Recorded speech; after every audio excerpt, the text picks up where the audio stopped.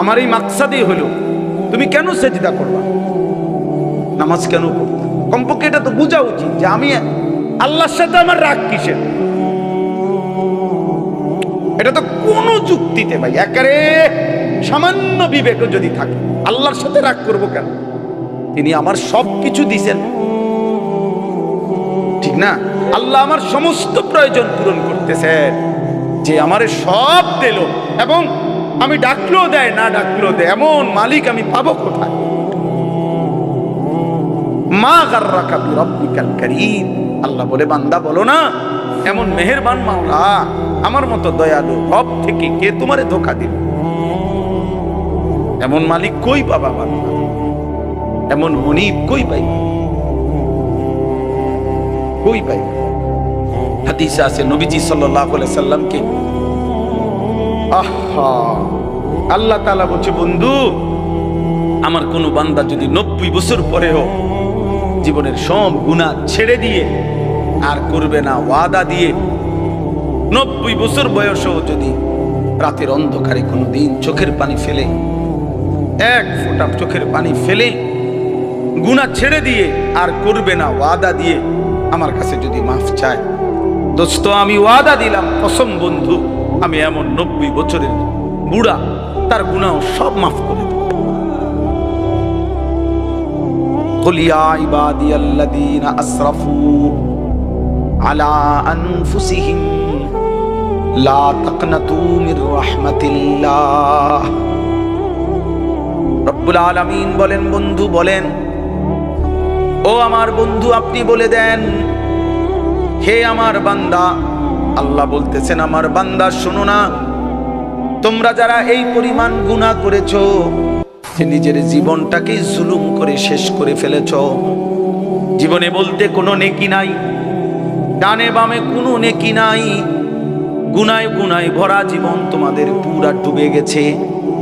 আল্লাহ বলেন বান্দা, গুনার সমুদ্রেও যদি হাবুডুবু খাও, সেখান থেকেও যদি কোনোদিন আমি আল্লাহকে মনে পড়ে, তাইলে যদি গুনাহ ছেড়ে দিয়ে আর করবা না ওয়াদা দিয়ে আমি আল্লাহর দিকে এক কদম ফিরে আসো বান্দা। আর যদি বলো মাওলা জীবনভর আমি আপনাকে নারাজ করেছি, আর করব না মাওলা, আপনার নাফরমানি করব না মাওলা, আমি তওবা করলাম মাওলা, গুনাহ ছেড়ে দিলাম, আল্লাহ বলেন লা তাকনাতু মির রাহমাতিল্লাহ। আমার গুনাহগার নাফরমান বান্দা, আমি আল্লাহর রহমত থেকে নিরাশ হইও না বান্দা।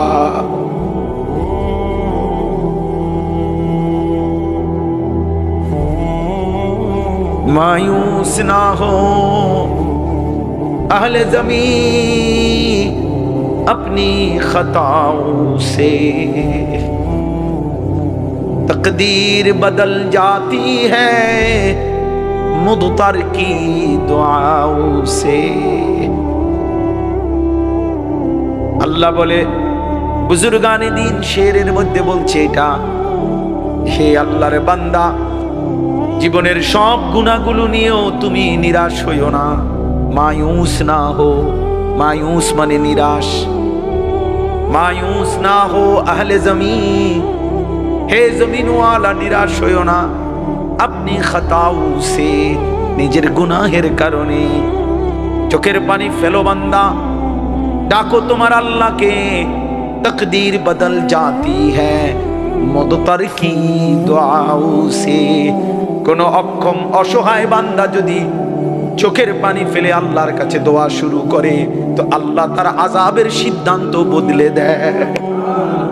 এক যুবক যখন সিজদা দেয়, তো আল্লাহ তাআলার আরশ নড়ে ওঠে। আল্লাহ তাআলা আরশ আযীম থেকে বলে, যুবক আমার সিজদা দিলি, যা আমি ওয়াদা দিলাম তোরে এই আরশের নিচে ছায়া দেব। তুই আসবি যুবক হাসরের ময়দানে, আমি তোরে আরশের নিচে ছায়া।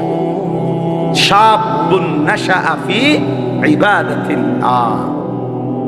নবীজি বলেন যে যুবক তার যৌবন কালটা আল্লাহর ইবাদতে বেড়ে উঠছে, আল্লাহ রাসূল সাল্লাল্লাহু আলাইহি ওয়াসাল্লাম বলেন আল্লাহ তাআলা তাকে আরশের নিচে ছায়া নিশ্চয়ই হবে। তাহলে দিন শিখতে হবে, ইসলাম শিখার জন্য, দিন শিখার জন্য জরুরি, এটা জরুরি।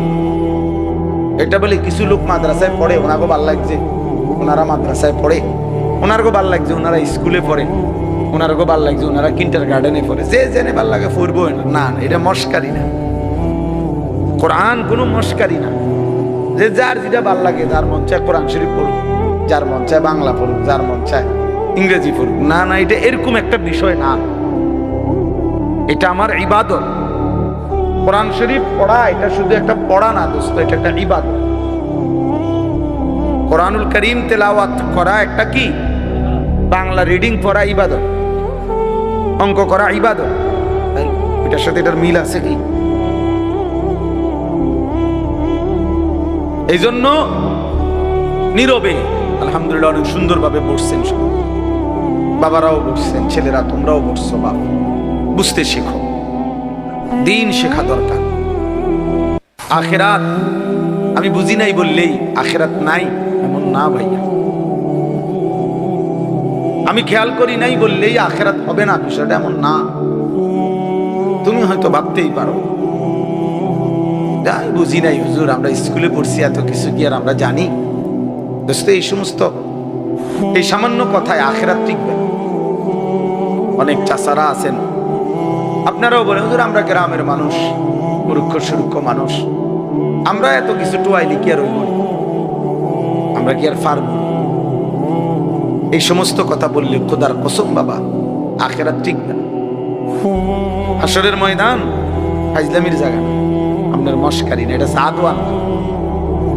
আপনি গপ মারবেন বইয়া বইয়া, ফালতু কথা বলবেন, মস্কারি করবেন, জি না। 60 বছরেও যে মুসলমান হয়েও নিজের নামাজ সুন্দর করে নাই, 10টা সূরা শুদ্ধ করতে পারে নাই, ওই জিন্দেগি বদনসিব, দুর্ভাগা জীবন। ওই চাচাও বদনসিব, ওই দাদাও বদনসিব, বেটা দুর্ভাগা মানুষ। জীবনটারে বাদ কতগুলো পানসুবারি বন বিড়ি চা বিস্কুটের মধ্যে শেষ করে তামাশা করছে, জিন্দেগিকে তামাশা করছে। মনে করছে মোল্লা মুন্সিরা এরকম কত কথায় কয়, মারতো না চাই না, মারতেন না, আমনও মারতেন না, অসুবিধা না। হ্যাঁ আপনি বাতে তো খান, আমরা বাতে খাই, আমরা তো আর শুধু বন খাই না, ভাত খাই, এই দুনিয়া পার হইতেছি। আখিরাতে দেখবেন এই মস্কারির পরিণতি কি। তাকাদু তামাইয়াজু মিনাল গাইজ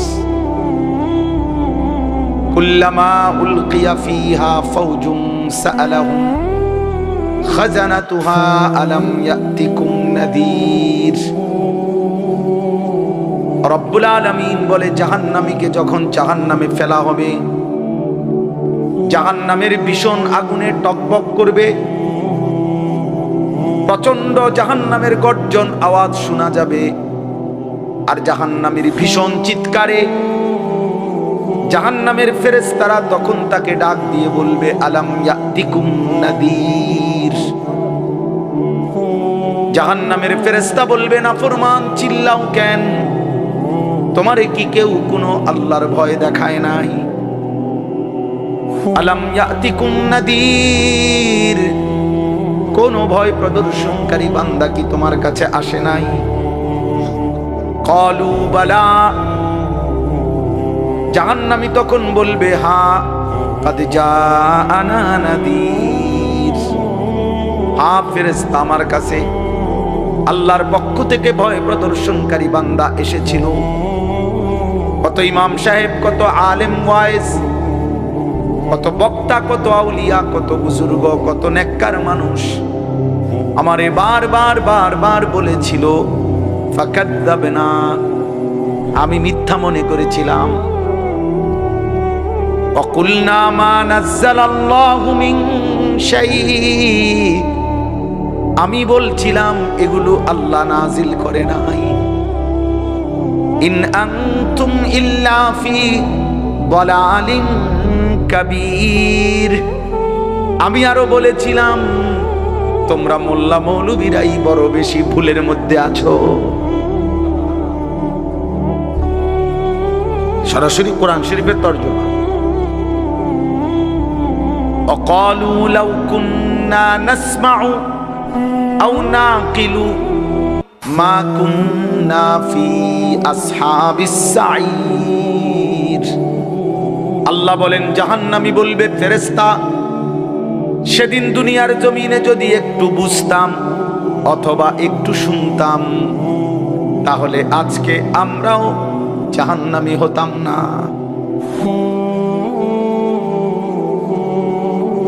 ফাতারাফু বিদামবিহিম, আল্লাহ বলে জাহান্নামী তার সবগুলো পাপের স্বীকৃতি দেবে। সব স্বীকৃতি শুনে ফেরেশতা তখন বলবে ফাসুহকাল লি আসহাবিস সাইর, জাহান্নামী দূর হ, জাহান্নামের আগুনেই পড়ে থাক। শুনছেই যা, তো ফেরেশতা কি করবে? ফেরেশতার কোনো ক্ষমতা আছে কি? ফেরেশতা কি? মা সালাকাকুম ফি সাকার। প্রিয় যুবক শোনো বন্ধু, কুরআনুল কারীমে আছে আল্লাহ বলেন জাহান্নামের ফেরেশতা জিজ্ঞেস করবে না ফরমান কি তোকে জাহান্নামে ফেললো? ক্বালু লাম নাকু মিনাল মুসাল্লিন, খোদার কসম জাহান্নামী বলবে বন্ধু ফেরেশতা ভাই আমি নামাজি ছিলাম না। লাম নাকু মিনাল মুসাল্লিন, আমি মুসল্লি ছিলাম না, নামাজি ছিলাম না। হ্যাঁ, কুরআনুল কারীমের মধ্যে আল্লাহ বলেন কাল্লা ইদা বালাগাতিত তারাকি, আল্লাহ তাআলা বলেন নাফরমানের জান কবজ করতে যখন আজরাইল ফেরেশতা টান দিবে রূহটা ধরে, তখন এই রূহটা ছিঁড়ে কণ্ঠনালীর মধ্যে আইসা আটকায়া যাবে, বের হবে না। ওয়াকিলা মান রাক, লোকেরা তখন বলা বলি করবে কে আছো তারে ফু দিবা, কে আছো তারে ঝাড়ফুঁক করবা, কে আছো তারে একটা তাবিজ দিবা, একটা কিছু দিবা, সে তো ছটফট করতেছে। ওয়াকিলা মান রাক ওয়ালতাফাতিস সাকু বিসাক, আল্লাহ বলেন দুইটা পায়ের দুইটা অংশ পায়ের এইভাবে ভয়ে আর আতঙ্কে একটা আরেকটার সাথে মিলে যাবে। অযান্না আন্নাহুল ফিরাক, আল্লাহ বলেন নাফরমান বুঝে ফেলবে আজকে আর কোনো জায়গা ফু দিয়া কোনো লাভ নাই, আমাকে এই দুনিয়া থেকে বিচ্ছিন্ন হতেই হবে।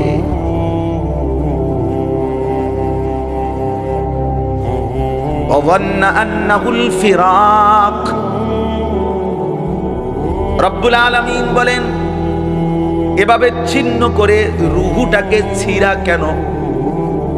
জাহান্নামীকে কেন জান কবজ করা হলো? তো আল্লাহ নিজে বলেন ফালা সাদ্দাকা ওয়ালা সাল্লা, এই নাফরমান আমি আল্লাহর কথা সত্য মনে করে নাই, আর ওয়ালা সাল্লা এবং নামাজ আদায় করে নাই। এই জন্য হ্যাঁ চালাক মিয়া দোস্ত নওজোয়ান ভাত খাও, ভাতে তো খাও আর কিতা, আর বীর মানে মোবাইল টিপো আর নারী দেখো, ছবি দেখো আর চুলের পেকম ঘুরাও, হ্যাঁ ঘুরাও, সমস্যা নাই আব্বা, দেখবা তোমার চাইতেও বড় শক্তিধর এই পৃথিবী থেকে হারায় গেছে, তোমার চাইতেও বড় ক্ষমতাধর এই পৃথিবী থেকে হারায় গেছে। তুমি কেডা? এ দেখতে দেখতে নাই, দেখতে দেখতে যৌবন ফুরায় যাবে, দেখতে দেখতে এই শক্তি সামর্থ্য ফুরিয়ে যাবে, ফুরায় যাবে। আশ-শাবাবু বাইনা দুফাইন, এক বড় বুজুর্গ বলছে যুবক তুমি মনে রেখো তুমি দুই দুর্বলতার মাঝখানে আছো, তোমার শিশুকাল দুর্বল, তোমার বৃদ্ধকাল দুর্বল, দুই দুর্বলতার মাঝখানে অল্প কিছু সময় তুমি শক্তি নিয়ে আসো, সেই শক্তির সময়টাই হচ্ছে যৌবনকাল। যদি কিছু করতে হয় শক্তির টাইমেই করো, নিজেকে গড়লে শক্তি থাকতেই গড়ো, নিজের আখিরাত সাজাইলে শক্তি থাকতেই সাজাও। হয় তুমি পিছনের দিকে শিশুকালে আর যাইতে পারবা না, আর বৃদ্ধকালে পৌঁছে গেলে দুর্বল হয়ে যাবে, তখনও আর পারবে না, অথবা কবরে চলে যাবে। এই জন্য 17 বছরের, 18 বছরের, 20 বছরের ছেলে তোমাদেরকে বলি, বাপ, এত অল্প বয়সে যদি আল্লাহ পাকের এত বড় নাফরমান হও, মাত্র 18 বছর বয়সেও যদি তুমি আল্লাহকে এইভাবে না চিনো, 18 বছর 20 বছর বয়সেই যদি তুমি একটা সেজদা দিতে মন না চায়, আরে জানোয়ার, তুই 60 বছর পর্যন্ত যাইতে যাইতে তোর অবস্থা কি হবে? বেঈমান, এই বেঈমান, এই নিকৃষ্ট, তোর হালাত কি হবে? তুই 18 বছর বয়স না হইতে যদি আল্লাহর এত বড় দুশ্মন হস, তোর বাকি হালাত।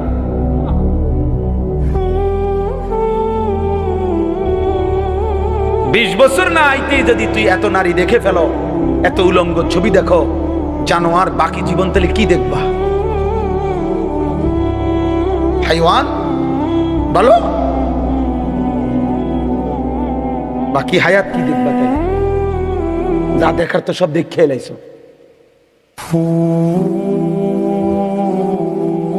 এরপরে কি করবা?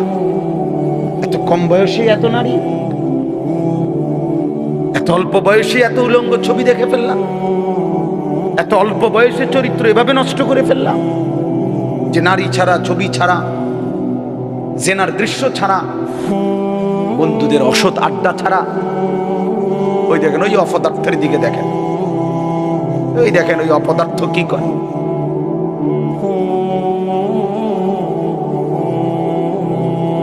এই জন্য বললাম ভাই, ভাবতে শেখো বাবা, বাকি হায়াত কি করে, বাকি হায়াত কেমনে চলবে? তাই এত কম বয়সে যদি কেউ এত চরিত্রহীন হয়, তার সামনের হালাতটা কি বলে? 40 বছর বসতে বসতে তার অবস্থা কি হবে? 60 বছর, 365 দিন, যে কোনো দিন খোদার 1 বছরে ফজরের নামাজ পড়ে নাই, পরে আর আল্লাহ মনে করাই দিবে কি? হ্যাঁ, বুঝো নাই ভাইয়া? 1 বছর যারে আল্লাহ ভুলাই গেল, তো তোমারে আর মনে করাবে কি? কে আছে তোমার এরপরে? আর যে সময় তোমার মাথার উপরে বাবা, দাদা, তাদের ছায়া আছে, তখনই যেহেতু তুমি আল্লাহ ভুলে গেছো, তো যখন তোমার বাপ মরে যাবে, দাদা মরে যাবে, মা মরে যাবে, তখন তোমারে আল্লাহর কথা মনে করাই দিবে, তোমারে আখিরাত মনে করায়।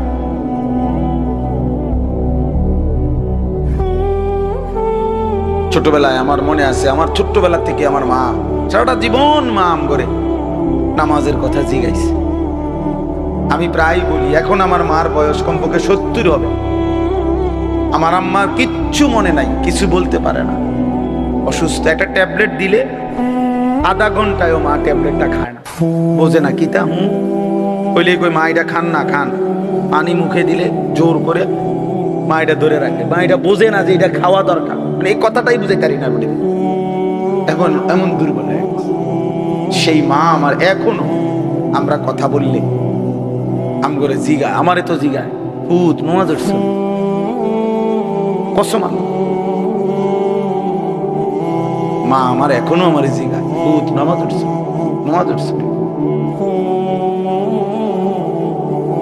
মা আমারে সব সময় বলে, এখনো বলে, মা ভূত, কতখানে ওয়াজে যাও, মানুষের লগে চাইও, টাকা পয়সা লইয়া ঝামেলা করো। তো আমার 44 বছর বয়স, 44 বছর বয়স, মায়ের সেই নজর নেকরান। আলহামদুলিল্লাহ, তোমার 18 বছর বয়সেই তোমার আব্বাও তোমারে বলে না, মাও বলে না, সমাজের কেউ ডাকে না। তোমার পতন, তোমার ধ্বংস, তোমার বরবাদি, তুমি নারী দেখতে দেখতে ধ্বংস হয়ে যাইতেছ, ছবি দেখতে দেখতে বেঈমান কাফেরদের মতো সাজতে সাজতে সাজতে সাজতে, চুল, পান, শার্ট, পোশাক, লেবাস, চলা ফেরা, উঠা বসাতে কাফের মুশরিকদের মতো হতে হতে ধীরে ধীরে একটা সুন্দর ছেলে, একটা সুন্দর জওয়ান মুসলমানের একটা তাগড়া ছেলে চোখের সামনে কি হয়ে যেতেছে, নষ্ট। এই সমাজ তাকায় তাকায় দেখতেছে। বুঝছেন নি চাষা? ব্যাপারটা চিন্তা করে দেখেন তো চাষা, বিষয়টা কি ভাইয়া? একটা ছেলে বলো বাপ, কেউ তোমারে ডাকে না, কেউ তোমারে ফেরায় না, কেউ তোমার এই অব্যাহত গুনাহ, অশ্লীলতা, বেহায়াপনার থেকে কেউ টানিয়া ধরতেছে না, ফেরাইতে চাচ্ছে না। মনে হয় যেন চোখের সামনে জাহান্নামের আগুনের দিকে যাচ্ছে, ধাও ধাও আগুনের দিকে। সবাই যেন দেখতেছে, ঠিক আছে আগাও।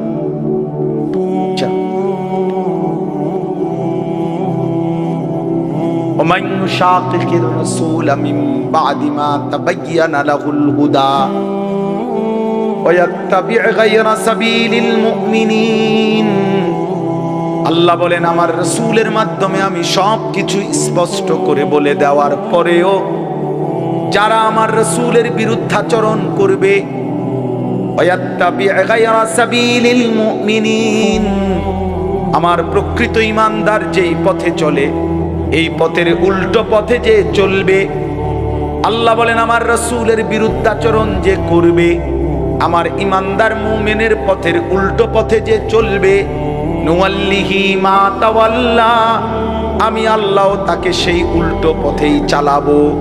ওয়া নুসলিহি জাহান্নাম, একদিন তারে ধাক্কা মেরে জাহান্নামেই ফেলে দেব। খোদার কসম বন্ধু, আল্লাহ বলেন চলতে চলতে নাফরমান, গুনার, অসভ্যতার, অশ্লীলতা, সুদ আর হারাম, কিস্তি আর হারাম রোজগার করতে করতে চাচা 60 বছর পরে একদিন ফেরেশতা তোমারে লাথি দিয়া কবরে পাঠায় দিব। বলবে যা সুদখোর যা কবরে, যা কিস্তিখোর হারামখোর যা কবরে যা। জীবনভর ওজনে কম দিলি, জীবনভর হারাম রোজগার করলি, না ফরমান, যা এখন যা কবরে। এত লম্বা হায়াত, এত লম্বা রাত, লম্বা দিন, কখনোই আল্লাহকে মনে পড়লো না, হালাল হারাম মনে পড়লো না। আল্লাহ বলেন একদিন আমি তোকে পৌঁছায় দেব কবরে। আল্লাহাকুমুত তাকাসুর হাত্তা যুরতুমুল মাকাবির, আল্লাহ বলে বান্দা দুনিয়ার নেশায় পড়ে ডুবে গেলা, আল্লাহ বলেন আখিরাতকে বান্দা ভুলে গেলা। শুধুমাত্র তাকাসুর, বাড়ানোর নেশা, বাড়ানোর, আরো টাকা, আরো বাড়ি, আরো গাড়ি, আরো নারী, আরো সুন্দরী, আরো দুনিয়া, আরো আরো আরো আরো। আল্লাহ বলেন বাড়াইবার এই পাগলা নেশা তোমারে দুনিয়ায় ডুবাইয়া দিল, আখিরাত ভুলাইয়া দিল। হাত্তা যুরতুমুল মাকাবির, এরই মাঝে কিন্তু একদিন বান্দা সত্যিকারে ঠিক ঠিক একদিন তোমার মোলাকাত হবে কবরস্থানে। হাত্তা যুরতুমুল মাকাবির, অচিরেই তুমি পৌঁছে যাবে, সাক্ষাৎ হবে কবরস্থানে। কাল্লা সাউফা তা'লামুন, তাফসীরে লিখছে ফিল কবরে, আল্লাহ বলেন সেই কবরে পৌঁছলেই আমি আল্লাহ তোমাকে জানায় দেব বান্দা আমার একটা একটা নাফরমানির শাস্তি কি। কি মনে করছো বান্দা, ভাত দুগা খাওয়াইছি দেখা নাফরমান, তুই মনে করছো আমি আল্লাহ তোরে দেখি নাই না? বেটা আমি তো ভাত তরকারি, বেটা খাদ্য খাবার তো আমি কুত্তারও খাওয়াই, বেটা তোরে খাওয়াবো না কেন? তোরে আমি ভাত খাওয়াইছি দেখা, তোরে আমি ঘুম পাড়াইছি, তোরে আমি পেশাব পায়খানা করতে দিছি, তোরে আমি কিছু বলি নাই, দুনিয়ায় ছেড়ে দিছিলাম বান্দা, আমি তো সব বলেই দিছি। ইন্না হাদাইনাহুস সাবিলা, আল্লাহ বলেন চলার রাস্তা তো আমি দেখায় দিছি, রাসূল পাঠাইছি, উলামা পাঠাইছি, আউলিয়া পাঠাইছি, ইমাম পাঠাইলাম, খতিব পাঠাইলাম, ওয়াইজ পাঠাইলাম, বক্তা পাঠাইলাম, কোরআন পাঠাইলাম, সুন্নাহ পাঠাইলাম, আমার রাসূলকে দিয়ে 23টা বছর লাগাইয়া এতভাবে বলে দিলাম। এর পরেও বান্দা তুমি কোনোভাবে পাত্তা দিলা না। ঠিক আছে বান্দা, কবরে আইসো, তখন মনে করবা, বুঝবা আমি আল্লাহ কেমন জিনিস।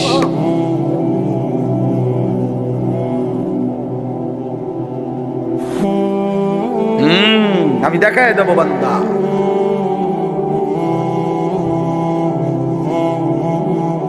আমি দেখায় দেব। তুমি জানো না বান্দা আমি কি পরিমাণ ক্ষমতাবান। আল্লাহু আজিজুন যুনতিকাম। আল্লাহ তাআলা বলেন আল্লাহ বড়ই ক্ষমতাবান, প্রতিশোধ গ্রহণকারী। যুনতিকাম শব্দের অর্থ হলো প্রতিশোধ গ্রহণকারী। আল্লাহ বলেন আমি প্রতিশোধ নেব।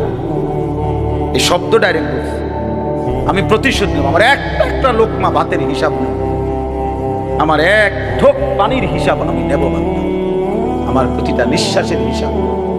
সুম্মা লাতুসআলুন্না ইয়াউমাইদিন আনিন নাঈম।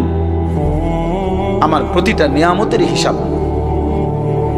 এজন্য প্রিয় বন্ধু আমার, বাপ আমার, দয়া করে আল্লাহর ওয়াস্তে বাবাদেরকে বলি, যুবক ছেলে তোমাদেরকে বলি, আমাকেও বলি, আমরা সবাই মিলে আল্লাহর দিকে ফেরা দরকার। কার দিকে? একটা ছেলে হইলেও মাইনো ভাইয়া নষ্ট করে দিও। এই ভাই, প্রিয় কিশোর মনে রাখো, নিজের ভালো কুত্তাও বোঝে। একটা কুকুররে যদি কেউ লাঠি আলগি দেয়, এই কুত্তাটা ওটা বোঝে যে এটা দিয়ে আমার যদি বাড়ি দেয় আমার ক্ষতি হবে, এই জন্য কুত্তায় দৌড় মারে, ঠিক না? তাহলে নিজের কমপক্ষে নিজের ভালো, নিজের সেফ, এটা কুত্তাও বোঝে, এটা জানোয়ারও বোঝে। তো তুমি বোঝো না ভাইয়া, তুমি এদুরও বোঝো না তোমার এই রাত দিন নারী দেখা, ছবি দেখা, উলঙ্গ দৃশ্য দেখা তোমার এই জাহান্নামের আগুনে পোড়াবে, এদুরও বুঝলা না?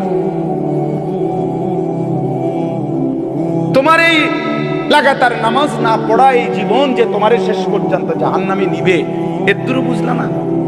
হায় হায় হায়, নিজের ভালোটাই তো কমপক্ষে বুঝলা না। কেমনে বললে বুঝবা? আমি তো আমার সবটুকু চেষ্টা করি, আমার জিন্দিগির ফিকির এটা মিশন, কিশোর যুবক ছেলে বদলাবে, ওরা দিনদার হবে, ওরা সেজদা দিবে আল্লাহকে। এক যুবক যখন সেজদা দেয় তো আল্লাহ তাআলার আরশ নড়ে ওঠে। আল্লাহ তাআলা আরশ আযীম থেকে বলে, যুবক আমার সেজদা দিলি, যা আমি ওয়াদা দিলাম তোরে এই আরশের নিচে ছায়া দেব। তুই আসবি যুবক হাসরের ময়দানে, আমি তোরে আরশের নিচে ছায়া দেব। শাবুন নাশাআ ফি ইবাদাতিল্লাহ। নবীজি বলেন যে যুবক তার যৌবন কালটা আল্লাহর ইবাদতে বেড়ে উঠছে, আল্লাহ রাসূল সাল্লাল্লাহু আলাইহি ওয়াসাল্লাম বলেন আল্লাহ তাআলা তাকে আরশের নিচে ছায়া, ইউযিল্লুহুমুল্লাহু ফি যিল্লিহি, আল্লাহ নিজের আরশের ছায়ায় ছায়া। সুবহানাল্লাহ। এজন্য যুবকের সেজদা বড় দামি সেজদা, নওজোয়ানের সেজদা বড় দামি সেজদা। এজন্য তোমরা হিম্মত করো। ওই ছেলেটাকে বলো ভাই, ওই ছেলেটাকে, ওই অসভ্য ছেলেটাকে বলো মোবাইল বন্ধ করতে। বেটা তুমি এতে উঠে যাও বেটা, এই বেটা অপদার্থ কোথাকার বেটা।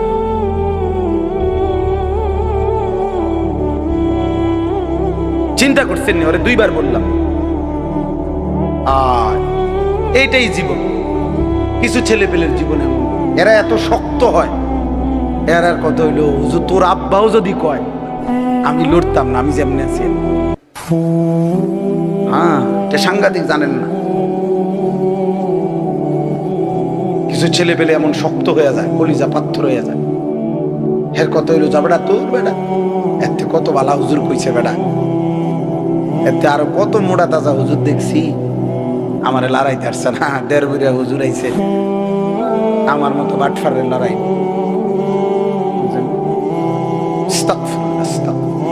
রাগ হইও না বাপ, আমি বললাম আমি ফেরাইতে চাই, এই জন্য আমি একটু শক্ত দিয়া, যেহেতু বসছেনি মনোযোগ দিয়ে শুনতেছেন, একজন বক্তার ওয়াজ শুনছেন, ভাল লাগছে, এটা না। প্রিয় ভাই, একদিন আমিও থাকবেন না, আপনিও থাকবেন। এই দেখতে দেখতে আমার ওই ছেলেরা যারা আমার ওয়াজ রেকর্ডিং করে, এই ছেলেগুলো অনেকগুলো আছে যেগুলো নিয়মিত আমার সাথে থাকে, চলে আর সব জায়গায় জায়গায়।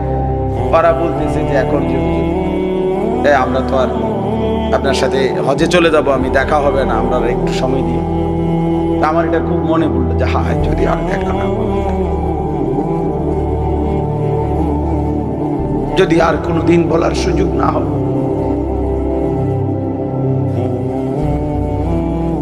আল্লাহ আমাদেরকে মাফ করে দেন। চলেন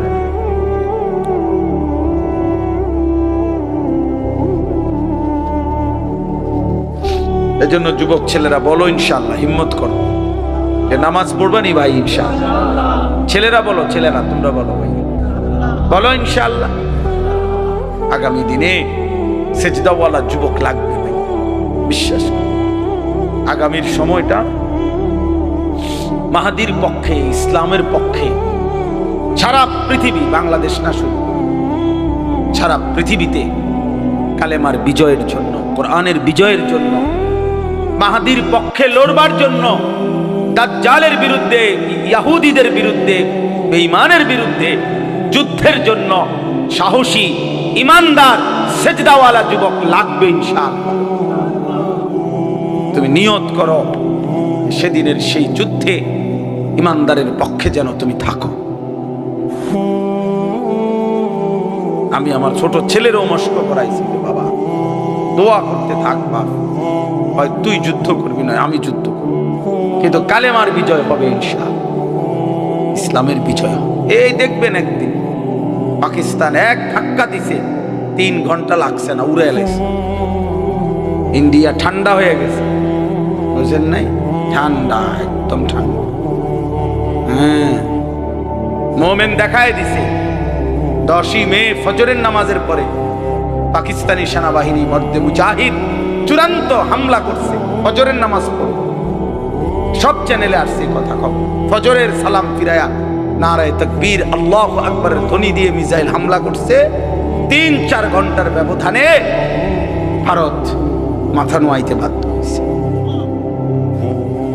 এই দেখবেন একদিন ইনশাআল্লাহ, একদিন ঘুম থেকে জেগে শুনবা যুবক, ফিলিস্তিন বিজয় হয়েই গেছে। দেখো এ দেখবা, আমরা ওই রুম দুপুরবেলা ভাত খাইয়া আমি শুইছিলাম মাত্র, এই সময় আমার একজনের দৌড়াইয়া কইছে, হুজুর গেছে গা, তো কেটা গেছে, ও গেছে গা, তাই নিয়ে গেছে গা, বুঝেন নাই? হ্যাঁ, বুবু গেছে গা। আমি তখন মসজিদে শোয়া ছিলাম, 5ই আগস্ট তাবলিগে সফরে গেছিলাম উত্তরবঙ্গ, দিনাজপুরে। মসজিদে ছিলাম তখন, দুপুরবেলা মাত্র শুইছি, কাইতেছি, এই সময় আমার সাথে দৌড়াইয়া, হুজুর গেছে গা। কি গেছে গা? গেছে গা, গেছে গা, গেছে গা, আসলেই গেছে গা, গেছে।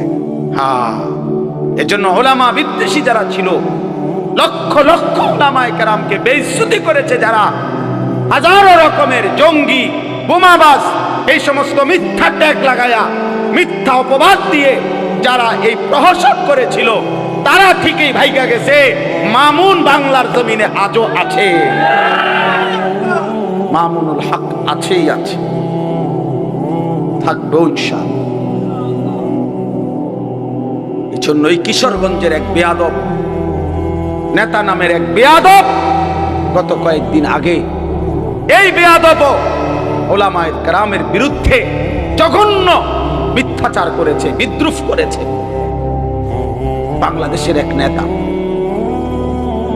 পাগল পাগল, ফজু পাগল, ফজু পাগলা, পাগলায় যা মন চায় তাই বলছে। এদেশের মুসলিম নারীদেরকে বলছে, তোমরা হুজুরদের বাচ্চা পেটে ধারণ করবা না।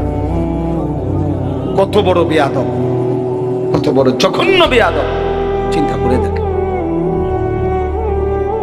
ইনশাআল্লাহ সেদিন বেশি দূরে নয়, যেদিন এই বেয়াদবেরও লাঞ্ছনা অপমান আমরা দেখব ইনশাআল্লাহ।